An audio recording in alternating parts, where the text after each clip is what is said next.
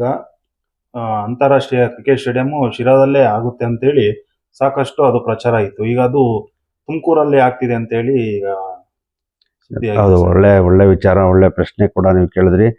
ನಮಗೆ ಎಷ್ಟು ಖುಷಿ ಆಗಿತ್ತು ಅಂದರೆ ನಾವು ಹೇಳಬಾರ್ದು. ನಾವು ಶಿರಾ ಎಲ್ಲ ಯೂತ್ಸು ಎಲ್ಲ ಜನ ಅದಕ್ಕೆ ತುಂಬ ಖುಷಿ ಪಟ್ಟಿದ್ರು. ಯಾಕಂದರೆ ಅಂತಾರಾಷ್ಟ್ರೀಯ ಕ್ರೀಡಾಂಗಣ ನಮ್ಮ ತಾಲೂಕಲ್ಲಿ, ಅದರ ನಮ್ಮ ಶಿರಾ ಟೌನಲ್ಲಿ ನಮ್ಮ ನಿಯರೇ ಆಗುತ್ತೆ ಅಂತಂದರೆ ತುಂಬಾ ಖುಷಿಯಾಗಿತ್ತು. ಇದು ಯಾವ ಕಾರಣನೋ ಗೊತ್ತಿಲ್ಲ. ಯಾಕಂದರೆ ಇದು ಪರಮೇಶ್ವರ್ ಸಾಹೇಬರು ಒಟ್ಟಲ್ಲಿ ಅದನ್ನು ಅಲ್ಲಿ ಅವರ ಕ್ಷೇತ್ರಕ್ಕೆ ತಗೊಂಡೋಗಿದ್ದಾರೆ. ಇರಲಿ, ಅದು ನಮ್ಮ ಜಿಲ್ಲೆಯಲ್ಲೇ ಇರೋ ಅಂಥದ್ದು. ಆದರೆ ನಮ್ಮ ಶಿರಾ ಕ್ಷೇತ್ರದಲ್ಲಿ, ನಮ್ಮ ಶಿರಾ ಟೌನಲ್ಲಿ ಆಗಿದ್ರೆ ಈಗೇನು ಅಭಿವೃದ್ಧಿ ಆಗಿದೆ ಇನ್ನೂ ದುಪ್ಪಟ್ಟಾಗೋದು. ಯಾಕಂದರೆ ಭಾಳ multi store buildings, hotels, lodges ಎಲ್ಲ ವಿಚಾರದಲ್ಲೂ ಎಲ್ಲ, ಯಾಕಂದರೆ ನಮ್ಮ ಶಿರಾ ಟೌನ್ ಇನ್ನೂ ಎತ್ತರಕ್ಕೆ ಬೆಳೆಯೋದು ಅಂತ ಈ ವಿಚಾರದಲ್ಲಿ ಆದಷ್ಟು ಏನಾದರೂ ಅಕಸ್ಮಾತ್ ಮುಖ್ಯಮಂತ್ರಿಗಳು ಏನಾದರೂ ಮನಸ್ಸು ಮಾಡಿ, ಮತ್ತು ಈಗೇನು ಉಸ್ತುವಾರಿ ಮಂತ್ರಿಗಳು ಮನಸ್ಸು ಮಾಡಿ ನಮ್ಮ ಶಿರಾ ನಗರಕ್ಕೆ ಮತ್ತೊಮ್ಮೆ ಅದನ್ನೇನಾದರೂ ಪುನರ್ ಪರಿಶೀಲನೆ ಮಾಡಿ ಶಿರಾ ನಗರಕ್ಕೆ ಕ್ರಿಕೆಟ್ ಕ್ರೀಡಾಂಗಣ ಕೊಡಬೇಕು ಅಂತ ತಮ್ಮ ವಾಹಿನಿ ಮುಖಾಂತರ ನಾನು ನಗರಸಭಾ ಸದಸ್ಯನಾಗಿ ಒಂದು ಕೇಳೋದಕ್ಕೆ ಇಷ್ಟಪಡ್ತೇನೆ. ದಯಮಾಡಿ ಇದ್ರ ಬಗ್ಗೆ ಯೋಚನೆ ಮಾಡಿ, ನಮ್ಮ ಜಯಚಂದ್ರ ಸಾಹೇಬರಾಗ್ಬೋದು, ಪರಮೇಶ್ವರ್ ಸಾಹೇಬರಾಗ್ಬೋದು, ಏನಾದರೂ ಮಾಡಿ ಮಾತುಕತೆ ಮಾಡಿ ನಮ್ಮ ಶಿರಾ ನಗರ ತುಂಬ ಚೆನ್ನಾಗಿ ಬೆಳೀತಾ ಇದೆ. ಹಾಗಾಗಿ ನೀವು ಏನಾರ ಅದನ್ನ ಮತ್ತೆ ಶಿರಾ ನಗರಕ್ಕೆ ಕೊಟ್ಟಿದ್ದೆ ಆದರೆ ಇನ್ನೂ ಹೆಚ್ಚಿನದಾಗಿ ಒಳ್ಳೇದಾಗುತ್ತೆ ಅಂತ ನಾನು ಕೂಡ ಭಾವನೆ ಮಾಡೋದಕ್ಕೆ ಇಷ್ಟಪಡ್ತೇನೆ. ಪಾರ್ಕ್ಗಳಲ್ಲಿ ಸ್ವಲ್ಪ ಏನು ನೀಟ್ನೆಸ್ ಇಲ್ಲ ಸರ್. ಅದು ತುಂಬಾನೇ ಆರೋಪಗಳು ಬರ್ತಿದೆ, ಸಾರ್ವಜನಿಕ ತುಂಬಾನೇ ಪ್ರಶ್ನೆ ಮಾಡ್ತಾರೆ.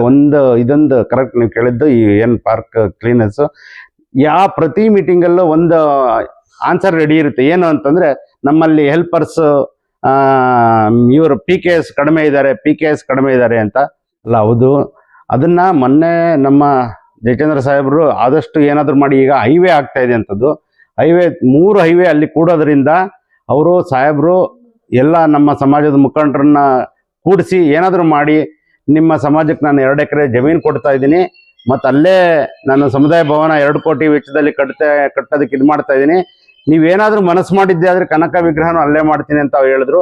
ಇನ್ನೂ ನಮ್ಮ ಸಮಾಜದ ಮುಖಂಡರು ಅದಕ್ಕೆ ಇನ್ನೂ ಇದು ಮಾಡಿಲ್ಲ ಆ ವಿಚಾರದಲ್ಲಿ. ಯಾಕಂದರೆ ಅವರು ಅಲ್ಲಿ ಹೈವೇ ಕೊಡೋದ್ರಿಂದ ಸಾರ್ವಜನಿಕಕ್ಕೆ ಅನಾನುಕೂಲ ಆಗ್ತಿದೆ. ಅದೇನಾದರೂ ಮಾಡಿ ನೀವು ದೊಡ್ಡ ಮನಸ್ಸು ಮಾಡಿ ಅಂತ ಕೇಳ್ಕೊಂಡಿದ್ದಾರೆ. ಅದನ್ನ ನೋಡಬೇಕು ಮುಂದಿನ ದಿವಸಗಳಲ್ಲಿ, ಅದನ್ನ ಅವ್ರು ಯಾವ ರೀತಿ ಕನ್ವಿನ್ಸ್ ಮಾಡ್ತಾರೆ ಅನ್ನೋದು ಸಾಹೇಬರು, ಜಯಚಂದ್ರ ಸಾಹೇಬರಿಗೆ ಬಿಟ್ಟಿದ್ದ ವಿಚಾರ. ಇವೆಲ್ಲ ಪ್ರೋಸೆಸ್. ಈಗ ಅವ್ರು ಮೊನ್ನೆ ಒಂದು ಮಾತಾಡ್ತಾ ಹೇಳ್ತಾ ಇದ್ರು, ಈಗ ಸರ್ಕಾರಿ ಆಸ್ಪತ್ರೆ ಏನು ಸಾರ್ವಜನಿಕ ಆಸ್ಪತ್ರೆ ಇದೆ ಅದನ್ನ ನಾನು ಮಲ್ಟಿ ಸ್ಪೆಷಾಲಿಟಿ ಹಾಸ್ಪಿಟಲ್ ತರ್ತೀನಿ ಅಂತ ಹೇಳಿದ್ರು. ಮಲ್ಟಿ ಸ್ಪೆಷಾಲಿಟಿ, ಇವಾಗ ಅವರು ಆ ಮಲ್ಟಿ ಸ್ಪೆಷಾಲಿಟಿ ಹಾಸ್ಪಿಟಲ್ನ, ಇವಾಗ ತಾಯಿ ಮಗು ಹಾಸ್ಪಿಟಲ್ ಏನಿದೆ ಅದ್ರ ಜೊತೆಯಲ್ಲಿ ಅದ್ರ ಮಹಡಿಯಲ್ಲಿ ಮಲ್ಟಿ ಸ್ಪೆಷಾಲಿಟಿ ಹಾಸ್ಪಿಟಲ್ ನಾನು 100 ಕೋಟಿ ವೆಚ್ಚದಲ್ಲಿ ನಾನು ಮಾಡೋದಕ್ಕೆ ಇದು ಮಾಡ್ತಾ ಇದ್ದೀನಿ. ಆ ಮಲ್ಟಿ ಸ್ಪೆಷಾಲಿಟಿ ಹಾಸ್ಪಿಟಲ್ ಬಂದಿದ್ದೇ ಆದಲ್ಲಿ ಅದ್ರ ಜೊತೆಯಲ್ಲಿ ಮೆಡಿಕಲ್ ಕಾಲೇಜು ಕೂಡ ಬರುತ್ತೆ ಅಂತ ಹೇಳ್ತಾ ಇದ್ರು. ಈ ಒಂದು ಮೊನ್ನೆ ಮಾತಾಡ್ತಾ ಯಾವುದೋ ಒಂದು ಸಾರ್ವಜನಿಕ ಕಾರ್ಯಕ್ರಮದಲ್ಲಿ ಅವ್ರು ಹೇಳ್ತಾ ಇದ್ರು, ಇವೆಲ್ಲ ಜಿಲ್ಲೆ ಆಗೋದಕ್ಕೆ ಒಂದೊಂದೇ ಮೆಟ್ಟಿಲುಗಳು ಇವು. ಯಾಕಂದ್ರೆ ಜಿಲ್ಲೆಗಳು ಅಷ್ಟು ಈಸಿಯಾಗಿ ಜಿಲ್ಲೆಗಳನ್ನ, ಯಾಕಂದ್ರೆ ಬಹಳಷ್ಟು ಜನ ಈಗ ತಿಪ್ಟೂರು ಕೇಳ್ತಿದ್ದಾರೆ, ಮಧುಗಿರಿ ಕೇಳ್ತಿದ್ದಾರೆ, ನಾವು ಕೇಳ್ತಿದ್ವಿ. ಈಗ ನನಗೆ ತಿಳಿದ ಮಟ್ಟಿಗೆ ಮಧುಗಿರಿಗಿನ ನಮ್ಮ ಶಿರಾ ನಗರ ಈಗ ಇಂಡಸ್ಟ್ರಿಯಲ್ ಏರಿಯಾದಲ್ಲಿ 1,500 ಎಕರೆನಲ್ಲಿ ಇಂಡಸ್ಟ್ರಿಯಲ್ ಏರಿಯಾ ರೆಡಿ ಆಗ್ತಿದೆ. ನೀವು ಸಾಮಾನ್ಯ ಗಮನಿಸಿದಿರ ಇಲ್ವೋ, ಮಧುಗಿರಿ ಟೌನು ಬರೀ 40 ಎಕರೆನಲ್ಲಿ ಇಂಡಸ್ಟ್ರಿಯಲ್ ಇದೆ. ಹಾಗಾಗಿ ನೀವು ವ್ಯತ್ಯಾಸಗಳನ್ನ ನಾನು ಹೇಳ್ತಾ ಇರೋದು, ವ್ಯತ್ಯಾಸ ನಮ್ಮ ಶಿರಾಗೂ ಮಧುಗಿರಿಗೂ ಇರೋಂಥ ವ್ಯತ್ಯಾಸ. ಯಾಕಂದ್ರೆ ನಮ್ಮ ಶಿರಾ ನಗರ ಅಷ್ಟು ಅಭಿವೃದ್ಧಿ ಕಾಣ್ತಾ ಇದೆ. ಈ ಒಂದು ಇದರಲ್ಲಿ ನನಗೆ ತಿಳಿದ ಮಟ್ಟಿಗೆ ನೀವು ನಂಬಿದ್ರೆ ನಂಬಿ ಬಿಟ್ಟಿರ್ಬಿಡಿ, ಒಟ್ಟಲ್ಲಿ ಶಿರಾ ತಾಲೂಕಂತೂ ಜಯಚಂದ್ರ ಸಾಹೇಬರು ಅವರು ಮಾಡೇ ಮಾಡ್ತಾರೆ ಜಿಲ್ಲೆ ಅಂತ ನಾನು ಕೂಡ ಭರವಸೆಯಿಂದ ಹೇಳೋದಕ್ಕೆ ಇಷ್ಟಪಡ್ತೇನೆ.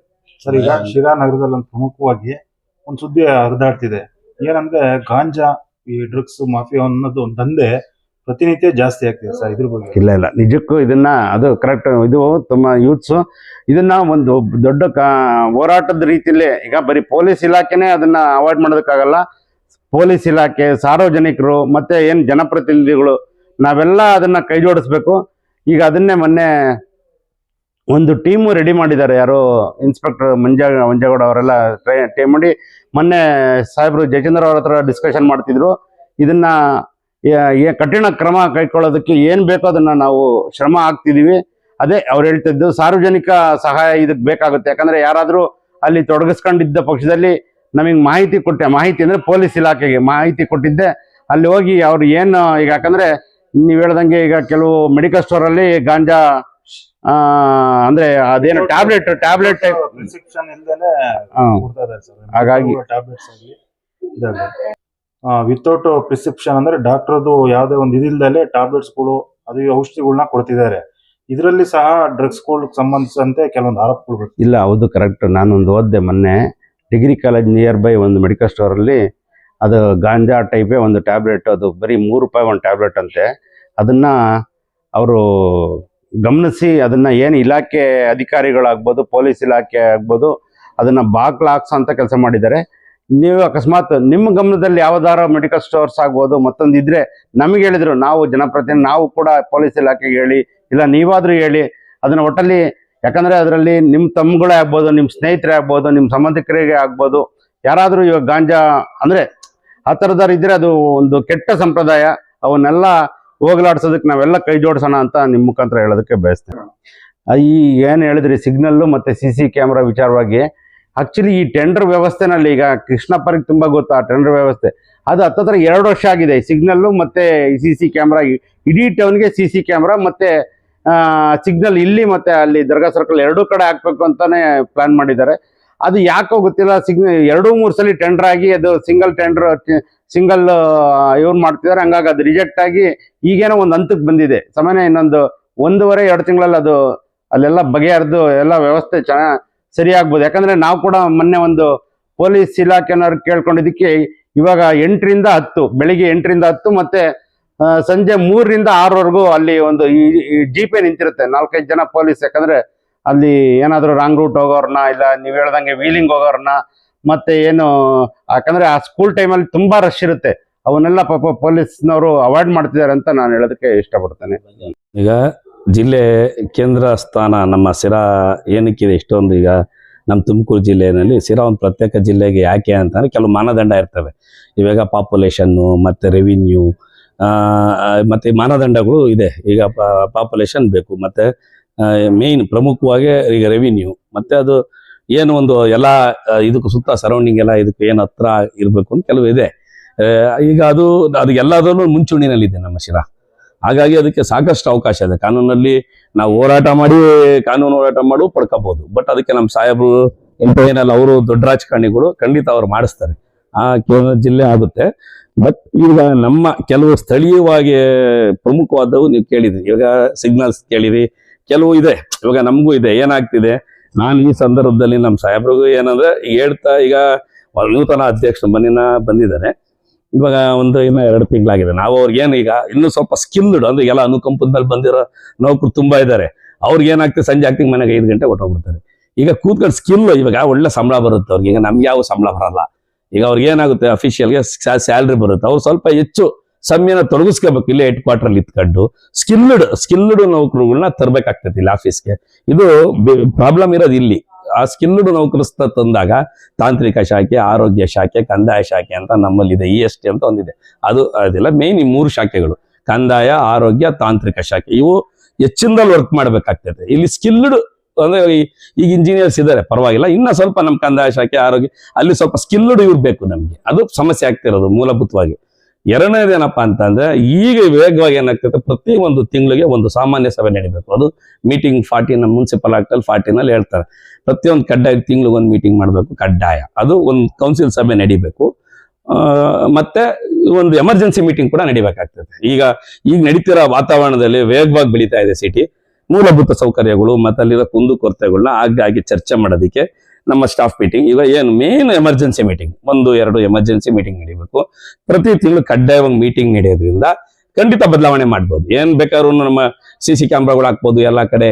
ರೆವಿನ್ಯೂನು ಅಷ್ಟೇ. ಇವಾಗ ಏನಿದೆ, ಈಗ ಕಮಿಷನರ್ ವರ್ಕ್ ಮಾಡ್ತಾ ಇದ್ದಾರೆ. ಬಟ್ ಇನ್ನ ಬೇಕು ಸ್ಕಿಲ್ಡ್ ನೌಕರ್ಸ್ಬೇಕು. ಅವರು ಇನ್ನೂ ಸ್ವಲ್ಪ ಟೆಕ್ನಿಕಲ್ ಆಗಿ ನಾವು ಹೇಳ್ತೀವಲ್ಲ, ಎಷ್ಟೋ ಸಲಹೆಗಳು ನಮಗೆ ಬಳಸ್ಕೊಳ್ಳಲ್ಲ. ನಾವು ಹೇಳ್ತಿದೀವಿ, ಕೆಲವದಕ್ಕಿದೆ ಅಡ್ಡ, ರಾಜ ಅದು ಸಹಜ, ಅದು ಒಂದ್ ಕಡೆ ಇರ್ಲಿ. ಬಟ್ ನಾವೇನು ಬಿಡಲ್ಲ, ಹೋರಾಟ ಮಾಡ್ತೀವಿ. ನಾವೇ ನಮ್ಮ ಸ್ನೇಹಿತರಿಗೆ, ನಮ್ಮ ಪಕ್ಷದಲ್ಲಿ ಎಲ್ಲ ಒಳ್ಳೆ ಕೌನ್ಸಿಲರ್ಸ್ ಇದ್ದಾರೆ, ಎಲ್ಲ ಒಳ್ಳೆ ಕೌನ್ಸಿಲರ್ಸ್ ಇದ್ದಾರೆ. ಬಟ್ ಇಲ್ಲಿ ಇದೆ ಮೇನ್, ನಮ್ಮ ಎಲ್ಲ ಸದಸ್ಯರಲ್ಲೂ 100% ಒಳ್ಳೆತನ ಇದೆ. ಬಟ್ ಇಲ್ಲಿ ಏನಾಗ್ತಿದೆ ಅಂದ್ರೆ, ಅವ್ರಿಗೆ ಈ ಮೂಲಭೂತವಾಗಿ ಇವ್ನು ಕೂತ್ಕೊಂಡು ಚರ್ಚೆ ಬರ್ತಾ ಇಲ್ಲ. ಈಗ ಸ್ಕಿಲ್ಡ್ ನೌಕರಿಸ್ಬೇಕು, ಆಯ್ತು ಕೂತ್ಕೊಳ್ಳೋಣ, ಮಾಡ್ಸೋಣ ಅಂತ ಸ್ವಲ್ಪ ಎಫರ್ಟ್ ಹಾಕ್ಬೇಕಷ್ಟೇ. ಸ್ಕಿಲ್ಡ್ ನೌಕರಸ್ಬೇಕು, ನೌಕರುಗಳು ತರಲೇಬೇಕಾಗ್ತೈತೆ. ಮತ್ತೆ ಪ್ರತಿ ತಿಂಗಳು ಮೀಟಿಂಗ್ ಕಡ್ಡಾಯ ನಡಿಬೇಕು. ಅದಕ್ಕೆ ಒಂದು ತುರ್ತು ಸಭೆಗಳನ್ನ ಕರಿಬೇಕು. ಅದಕ್ಕೆ ಪೂರ್ವಭಾವಿಯಾಗಿ ಕೂತ್ಕೊಂಡು ನಗರನ ಒಂದು ಇನ್ಫ್ರಾಸ್ಟ್ರಕ್ಚರ್ ಯಾವ ತರ ಮಾಡಬೇಕು ಅಂತ ಕೂತ್ಕೊಂಡು ಮಾತಾಡೋದಕ್ಕೆ ಅದು ಅಲ್ಲೇ ಈಗ ಆಗ್ತಾ ಇರೋದು. ಪ್ರಾಥಮಿಕ ಒಂದು ತಗೊಳೋದಕ್ಕೆ ತೊಂದರೆ ಆಗ್ತಿರೋದು ಇಷ್ಟೆಲ್ಲ ಕಾರಣ ಆಗ್ತಾ ಇದೆ. ನೀವು ಹೇಳಿರಿ ಗಾಂಜಾಗಳು ಏನೇ ಇರ್ಬೋದು, ಎಲ್ಲದಕ್ಕೂ ನಗರಸಭೆ ಸ್ಥಳೀಯ ಆಡಳಿತ ಅಂದ್ರೆ ಅದೊಂದು ಗ್ರಿಪ್ಪಲ್ಲಿ ಇಟ್ಕೊಂಡು ನಡೆಸ್ಬೇಕು. ನಮ್ಮ ಸಾಹೇಬ್ರಿಗೆ ನಾನು ತುಂಬಾ ಕೇಳ್ಕೊಂತ ಇದ್ದೀನಿ. ಅಲ್ಲಿ ಏನಾಗ್ತಾ ಇದೆ, ಮಾತಾಡಕ್ ಹೋದಾಗ ಯಾರು ಬಂದು ಡಿಸ್ಟರ್ಬ್ ಆಗ್ತಾ ಇದೆ. ಏನೋ ಕೆಲವು ಸರಿ ನಂಗೂ ಹೇಳ್ಕೊಳಕ್ ಆಗ್ತಿಲ್ಲ. ಒಂದು ಲಿಖಿತವಾಗಿ ಅವ್ರಿಗೆ ಎಲ್ಲ ಒಂದು ಲಿಖಿತವಾಗಿ ಈಗ ಚಿಕ್ಕಡಿಮೆ ನಾನು ಕಳಿಸ್ಕೊಡ್ತಾ ಇದ್ದೀನಿ ಎಲ್ಲಾರ್ಗು. ಒಂದು ಅಲ್ಲಿ ಬದಲಾವಣೆ ಆಗ್ಲೇಬೇಕು. ಇವಾಗ ಸ್ಟ್ಯಾಂಡಿಂಗ್ ಕಮಿಟಿ ಅಂತ ಇದೆ, ಸ್ಥಾಯಿ ಸಮಿತಿ, ಇವಾಗ ಅದು ಈಗ ಆಗ್ಬೇಕಾಗಿದೆ. ಅದನ್ನು ಕೂಡ ಅಷ್ಟೇ. ಅದರಲ್ಲಿ ಏನ್ ಘಟನೆ, ಕೆಲವು ಮಂಜೂರಾತಿಗಳು ಬೇಗ ತಗೊಂಡು ಮಾಡೋ ಅಂತವು ಇರ್ತವೆ. ಅದು ಏನು ಅದನ್ನೆಲ್ಲಾನು ಒಂದು ಚುರುಕಾಗಿ ಅದು ಈಗ ನೆಕ್ಸ್ಟ್ ನಡೀತಾ ಇದೆ ಮೀಟಿಂಗ್. ಅದು ಕೂಡ ಅದು ಎಲ್ಲ ಆದ್ಮೇಲೆ ನಾವು ಕೂತ್ಕೊಂಡು ಒಂದ್ಸರಿ ಸಾಹೇಬ್ರನ್ನ ಎಲ್ಲಾ ರೀತಿ ನಾವೆಲ್ಲ ಕೌನ್ಸಿಲರ್ಸ್ ವಿಶ್ವಾಸಕ್ಕೆ ತಗೊಂಡು ಇನ್ನೂ ಹೆಚ್ಚಾಗಿ ನಾವು ವರ್ಕ್ ಮಾಡ್ಬೇಕಾಗ್ತದೆ. ಒಂದು ಯಾಕೆಂದ್ರೆ ಕಡಿಮೆ ಕಾಲಾವಕಾಶ ಇದೆ, ಏನಾದ್ರು ಒಂದು ಹೊಸಾದ್ ಕೊಡ್ಬೇಕು. ಇವಾಗ ನಾವು ಬರ್ತಾರೆ, ಗೆಲ್ತಾರೆ, ಸೋಲ್ತಾರೆ ಸಹಜ. ಅಲ್ಲಿ ಏನಾದ್ರು ಒಂದು ಊರಿಗೆ ನಾವು ಹೊಸಾದ್ ಕೊಡ್ಬೇಕು. ನನ್ನ ಸ್ನೇಹಿತರು ಎಲ್ಲಾ ಕೌನ್ಸಿಲರ್ಗೆ ನಾನು ವಿನಂತಿ ಮಾಡ್ತೀನಿ ಮಾಧ್ಯಮದ ಮುಖಾಂತರ, ಖಂಡಿತವಾಗ್ಲು ಎಲ್ಲ ಇವಾಗ ಕಾಲಾವಕಾಶ ಕಡಿಮೆ ಇದೆ. ನಾವೇನಾದ್ರೂ ಒಂದು ಹೊಸಾದು ನಗರಕ್ಕೆ ಕೊಡೋಣ ಬನ್ನಿ. ಯಾವ ತಿಂಗಳು ಒಂದು ಸಭೆ ಮಾಡೋಣ. ಮತ್ತೆ ಪ್ರತಿ ತಿಂಗಳು ಒಂದು ಎಮರ್ಜೆನ್ಸಿ ಮೀಟಿಂಗ್, ಒಂದು ಪೂರ್ವಭಾವಿ ಸಭೆ. ಇದಕ್ಕೆ ನೀವು ಖಂಡಿತ ಎಲ್ಲಾ ಸದಸ್ಯರು ಸ್ಪಂದಿಸ್ತೀರಾ. ನಗರನ ಬೆಳೆಸೋಣ, ಒಂದೇನಾದ್ರು ಒಂದು ಹೊಸಾದ್ ಕೊಡೋಣ ಅಂತೇಳಿ. ಯಾಕೆಂದ್ರೆ ಮುಂದೆ ಯಾರು ಗೆಲ್ತಾರೆ ಸೋಲೋದು ಅಂತೀವಿ ಅನ್ನೋದು ಮುಖ್ಯ ಅಲ್ಲ, ನಾವೇನೊಂದು ಹೊಸಾದ್ ಕೊಡ್ತೀವಿ ಅನ್ನೋದೇ ಮುಖ್ಯ. ಅದರಿಂದ ಖಂಡಿತ ಎಲ್ಲರೂ ಇದಕ್ಕೆ ಸಹಕಾರ ಕೊಡಬೇಕು ಅಂತ ನನ್ನ ಮಾಧ್ಯಮ ಮಿತ್ರರು ಮತ್ತೆ ನನ್ನೆಲ್ಲ ಸ್ನೇಹಿತರು ಈ ಸಂದರ್ಭದಲ್ಲಿ ಕೇಳ್ಕೊಂತೀನಿ.